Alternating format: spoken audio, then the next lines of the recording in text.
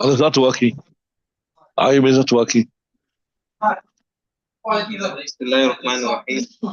افتتح التطوع واجبا ثم نزل يبني وإن صلى نازلا ثم ركب استقبلا لأن الإكرام إن عقد زوجا بالوضوء والسجود بقدرته حكى بما صح إكرام النازل بعقد الوجود ولا يجب بما نزله والخير والعدل إذا نزل أيضا وكذا محمد إذا نزل بعد ما صلى ركعة.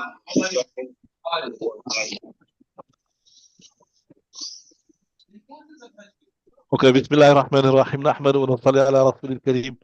We were discussing this masla yesterday that all your nafil namaz, including your sunan rawatib, that means the sunnahs before salah, when if you you can read it in your vehicle or on your conveyance, whatever, as long as two things, you are out of town, you must be out of town, right? And also without ruku, out sajda, etc. You can do it just making ima, etc. So like, and there's a proof from the hadith that Nabi Sallallahu Alaihi Wasallam also done that, right? So they, what are we, right? So you must be out of the town. You don't have to be musafir, but you must be out of the town, right? So now today, inshallah, we're going to do another scenario that if a person, فإن افتتح التطوع راكبا, a person started his salah rakiban. In other words, what had happened here is the scenario is you were sitting on the conveyance and you started your, say your Zohar namaz, for example. You started reading your Zohar namaz whilst you were, not your namaz, your sunnahs, whilst you were on the horse or in the car, whatever, right? فإن افتتح التطوع راكبا ثم نزل, then he got off the horse. He got off the horse, he got off the camel, whatever, or he just barked from his vehicle, right? ثم نزل يبني. So what I say here, he don't have to restart the salah. He can just continue. So he did 2 rakats of Zohar already, and then he dismounted from his horse, or he got off his vehicle, he can just continue reading the next 2 rakats, right? ثم نزل يبني. But وإن صلى ركعة نازلا. But on the converse scenario, say he was reading on the ground 2 rakat namaz, not on his 4 rakats, and then he needed to mount quick. There was a problem, like maybe, and he jumped onto his horse, right? ثم ركب استقبل. He will have to restart his salah. So just understand the 2 scenarios before we carry on. The first scenario is this here. You were on the horse and then you came off. You don't have to restart. The one is you were on the ground and then you went onto the horse and you have to restart. What's the reason? لأن إحرام الراكب, right? إن عقد مجوزا للركوع والسجود للنزول فإذا أتى بهما صح. What he's saying is, let's see, if we look at the first scenario where you were sitting on the horse and then you jumped off, right?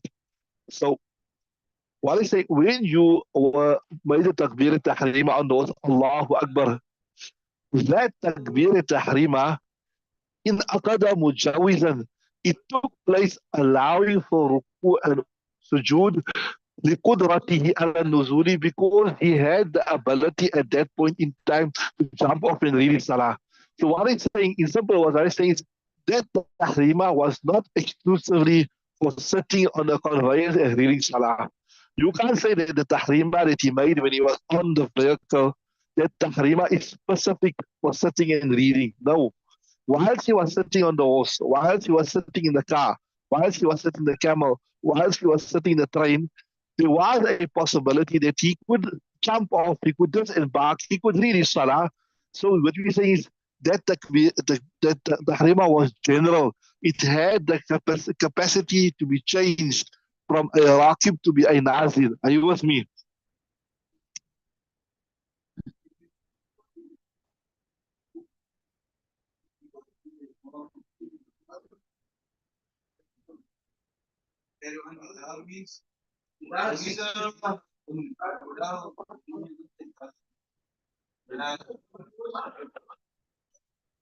So it was not a, in simple words, it was not a restricted. When you say tahrim, I mean you use Allahu Akbar, you the tahrim when you give. That was not restricted. It was not restricted to only for Imam.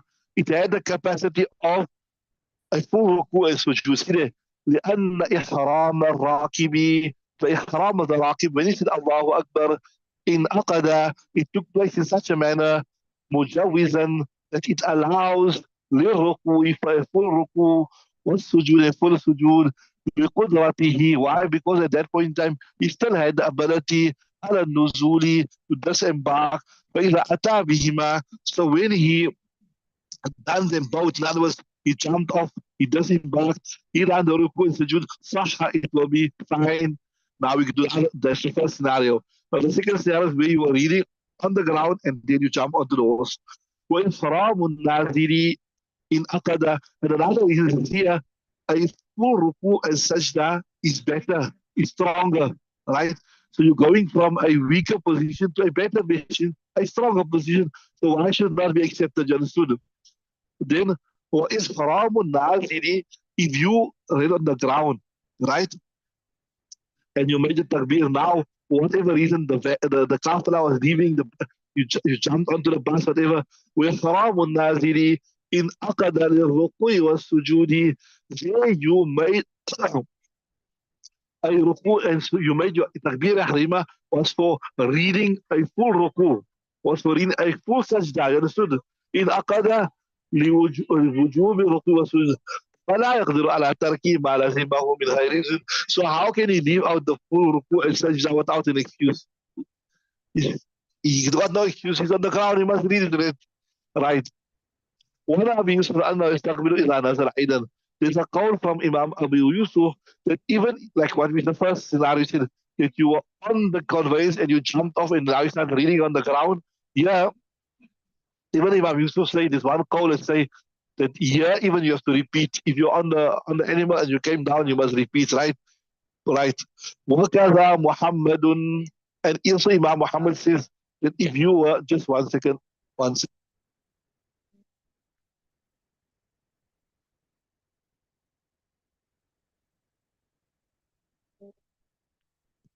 So there's also a call from Imam Muhammad rahimahullah ta'ala that also say that if you were on the conveyance and you started your salah and then you jumped off, then you have to restart. وكذا عن محمد إذا نزل بعد ما صلى ركعة والأصح والظاهر. But the preferred thing is, he says, the first one, that when you are on the conversation and you came down, it will be accepted, right? You can just continue to repeat. So although here in the kitab, there's quite a few dalil and proof they give for that, but I won't go into all of that detail. Inshallah, we now move to a very interesting discussion, contemptuous discussion in the sense, faslun. So, okay, before we just jump in, so that brings us to the end of the Nawafil Namaz. We discussed, they never give too much detail. We discussed more about, the Rawatib Namaz, that those that are linked to the Faraz Namaz, which was a Sunnah to Mu'akkada, which was a Ghair Mu'akkada, how we have to read him. They're very much same, similar to the other Salawat, except that you have to do Qiraat and Surah Fatiha in every Rakat. And we discussed all those scenarios, and then we also discussed the last part of the discussion is that even without a valid excuse, you can sit and read. And then also we discussed this also, that reading on a conveyance, and then even though you are not a musafir and without a usr, you can sit and read a conveyance while you're out of the town without making a full ruku, without making a full sajda, and even without um, facing the qibla. That has been discussed. And then the last thing we discussed was that if you read on the conveyance to come down, and from the going from down onto the conveyance, so come from the conveyance coming down permissible, the preferred opinion, and from going down up, it will not be permissible. There is some other proofs that are discussed in the kitab, but we won't go too much into that. So the next thing what we're going to do now is also faslun fi qiyam Ramadan, that there are certain type of nafil namaz that are specific for the month of Ramadan, right? So an interesting thing here is that according to the Hanafi madhab, no non-farz namaz will be made in Jamaat. The only non-farz namaz that is made in Jamaat is your Taraweeh namaz, right? It's not a farz namaz, it's sunnate mu'akkada. And to read it in Jamaat is sunnate mu'akkada al-kifaya. So this you must remember, first fi qiyam Ramadan, chapter with regards to stating the month of Ramadan is a hadith, من قام إيمانا واحتسابا غفر له ما تقدم من ذنبه وما تأخر. So according to us, the only, when we say nafil, yeah, right, it means it's not farz, it's not wajib, right? Is what is the Taraweeh namaz, or we can say the Qiyam of Ramadan, etc. That is why if you go to the Haramain Sharifain, you see also, the last 10 nights, they make Qiyamul Layl, they make Nafil namaz in Jamaat. According to us, this is not sabit, it's not proven from the Hadith. In the park, they call it Sabina. They call it that you read like extra Nafil namaz in Jamaat. We say this is not permissible ala sabil tada'i, that you invite people to come. Yes, if one person is reading Nafil namaz and Tajud namaz, and another person come and just join him, that's fine. This even Nabi sometimes as Abbas radiallahu ta'ala was Ibn Abbas came and also read with Nabi Sallam. But to formally invite people to a Jamaat Salat, Tajud namaz, Qiyamul Layl, not permissible, not correct. In the Hanafi madhab is bid'at. In the Hanafi madhab, not only is not, we will say it's not, but shuru is not established, but to say it is bid'at, because they it bid'ah. But now you see, there's another thing now. You see in the Haramain Sharifain now, they're only reading 10 rakats Taraweeh namaz. They don't make Qiyamul Layl at night time. So can we say that other 10 rakats is part of the Taraweeh namaz? Some of them say yes. So before, when they were reading full 20 rakats in the Haram, when they were reading full 20 rakats in the Haram, then that was obviously, that was now Nafil namaz in Jamaat, so you couldn't join them. But now if you join them with the intention that you're reading your Taraweeh namaz, so much yes, you can. This is like a Taraweeh namaz, is supplement for the 10 rakats that you must out. Anyway, so you have some places in South Africa, even, but Masjid Taqwa, they now Shafi is right. So they maybe in their Shafi namaz is permissible. But some places in Joburg where even they have Hanafis, and they make that, we say it's not correct, it's bid'at, right? Anyway, but I think the Shafi madhab does accommodate it. So, one second.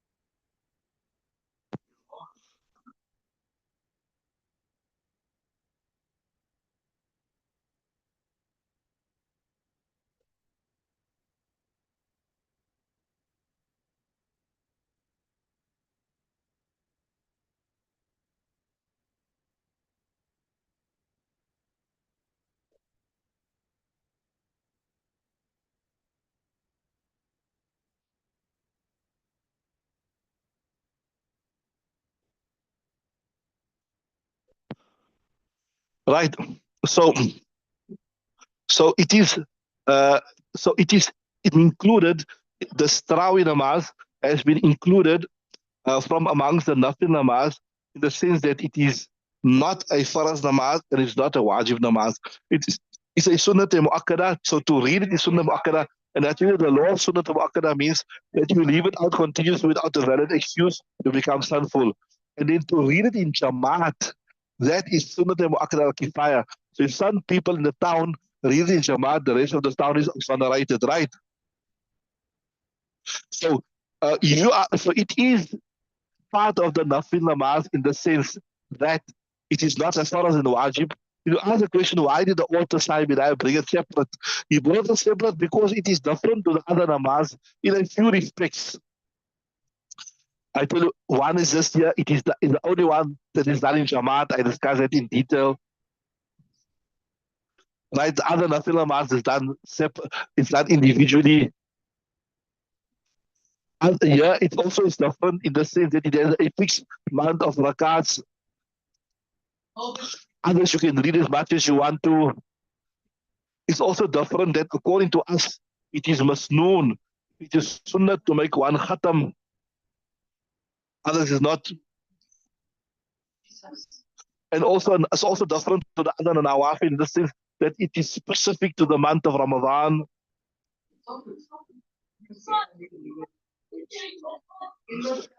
Right. So this is a few things. So another few things before we go into the actual kitab that I want to discuss with you is this here.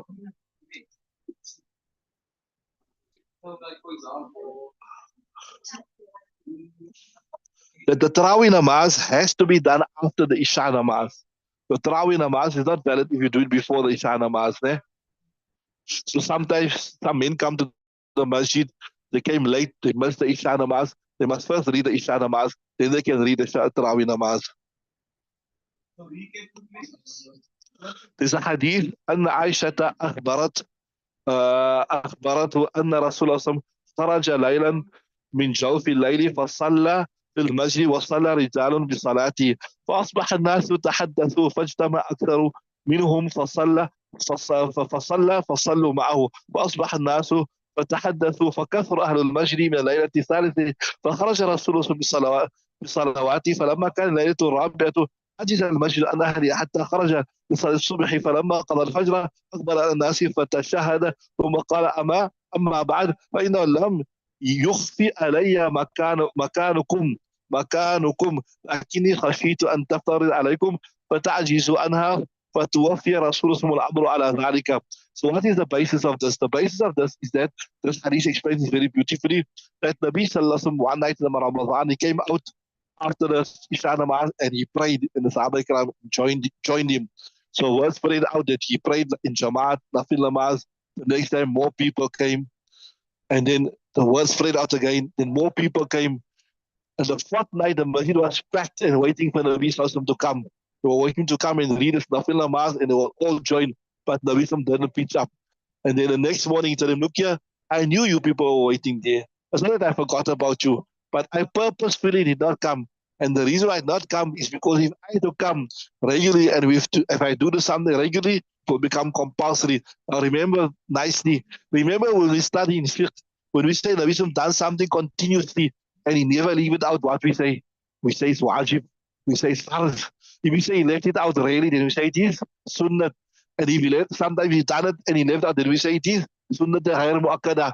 So if so Nabi Sallallahu saying, see, you people, if I had to do it every day for the whole month of Ramadan till I die and I never skip, then it would have become farz. Like I think I told you, when Nabi Sallallahu Alaihi Wasallam does something regularly without leaving it out, it will become farz. So that's why Nabi Sallallahu said, I never come out, not because I didn't know you are not here, but I didn't want it to become farz. Maybe you have enthusiasm, you have desire to read the Salah, but what about the people that's going to come after you? Later generations, they can't even read their farz namaz, they can't read 5 farz daily, and it just becomes farz upon you, what will happen to them? You understood that? Right? أن أبا هريرة قال سمعت رسول يقول لرمضان من قام إيمانا واحتسابا غفر له ما تقدم من ذنبه. That person who stands in prayer and hoping anticipation of reward, it will be forgiven for him his sins. Right. There's another riwayat عن ابن عباس قال كان النبي صلى الله عليه وسلم يصلي في شهر رمضان 20 ركعة والوتر. Some of the proofs just random. We're not going into much detail. If you come to the hadith books, you'll do a lot of detail. When you come to Mishkat, etc. Our proof that why we say it is 20 rakats. Here's a proof. There's a narrating authority of Ibn Abbas. كان النبي صلى الله عليه وسلم يصلي في شهر رمضان 20 ركعة والوتر. You should read in this riwayat comes in Tabrani al-Kabir, etc. Another one, أن عمر بن الخطاب أمر رجل يصلي بهم 20 ركعة. Umar ibn al-Khattab in his time, when he saw the people reading all separate namaz, he called him, said, put him under one jamaat, and he said, read 20 rakats. So see, as Umar radiallahu ta'ala wouldn't take 20 rakats out of his pocket. The fact that he said you must read 20 rakats, what does it show you? That in the time of Nabi Sallallahu, remember we discussed this here, hukman marfu', something which is hukman marfu' means, although the Sahabi doesn't attribute it to Nabi Sallallahu, but it is of such a nature that this thing here, it could only have come from Nabi Sallallahu. So even if the Sahabi don't say, I heard this from Nabi Sallallahu, but we will take it that he got it from Nabi Sallallahu. Where else would you have got a number? It's not something that you can unravel yourself. You must have seen in the time of Nabi Sallallahu Alaihi Wasallam that the Sahaba Ikram read with Nabi from 20. That's why I instructed him to read 20. Right? أن عليا أمر الرجل يصلي بهم 20 ركعة. Another riwayat which comes in Musannaf Abi Shayba, etc. Ali said that as Ali instructed the people to read 20 rakats for them. In Tirmidhi Sharif, there's a riwayat also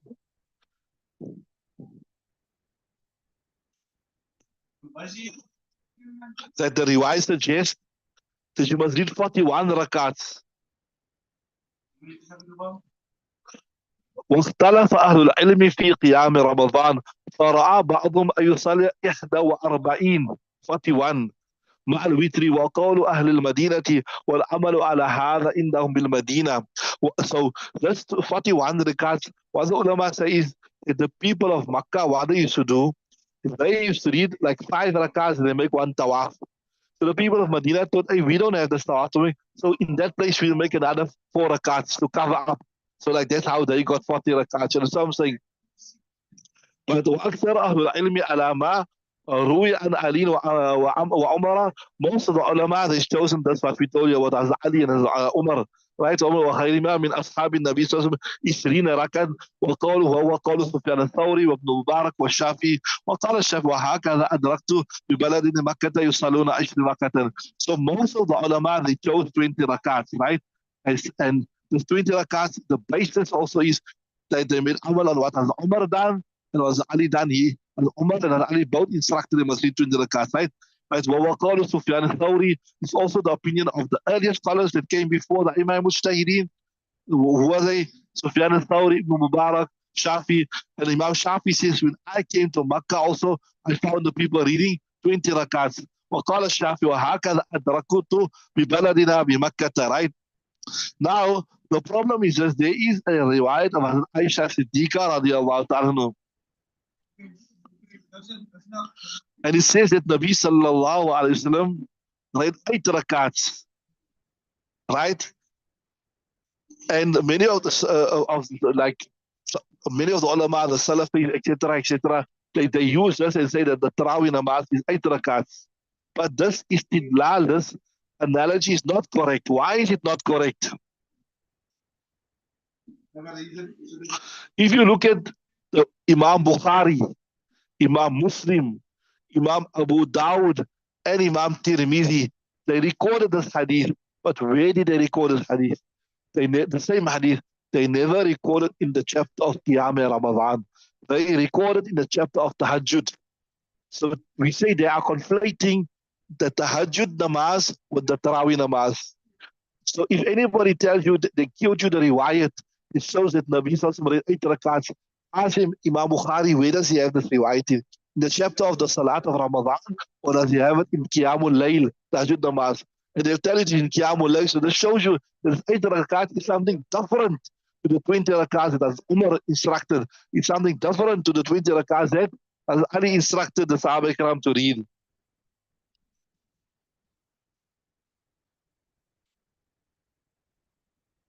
See, it says, سألت عائشة كيف كان صلاة رسول الله صلى الله عليه وسلم في رمضان؟ فقال ما كان رسول الله يزيد في رمضان ولا في غيره على 11 ركعة يصلي 4 فلا تسأل عن وصفهن وطولهن. Here's your clue. ما كان يزيد في رمضان ولا في غيره. You don't increase in Ramadan and out of Ramadan upon 11 rakats. So what does it show you? If it was only Taraweeh namaz, if this was Taraweeh namaz, why speak about outside Ramadan? He was speaking about in Ramadan, and it's the 8 rakats of Tahajjud namaz, and the last 3, we told you, we explained this to you in detail. If you are certain that you can wake up in the morning, then you will read your witr namaz just before every time. So here you can see the fact that the witr is coupled with it, and the fact that she's speaking about in Ramadan and out of Ramadan, and the fact that Imam Bukhari, Imam Muslim, they all brought us in the chapter of the Tahajjud or Qiyamul Layl shows you it's more than clear that this is speaking about Tahajjud namaz. This is not speaking about the Taraweeh namaz. Are you with me? ما كان رسول الله يزيد في رمضان ولا في غيره على 11 ركعة يصلي 4 فلا تسأل عن حسننا وطولنا ثم يصلي صلاة. There is read 3 which is the Tahajjud, the witr namaz. Okay, let's stop there. We will continue tomorrow, inshallah.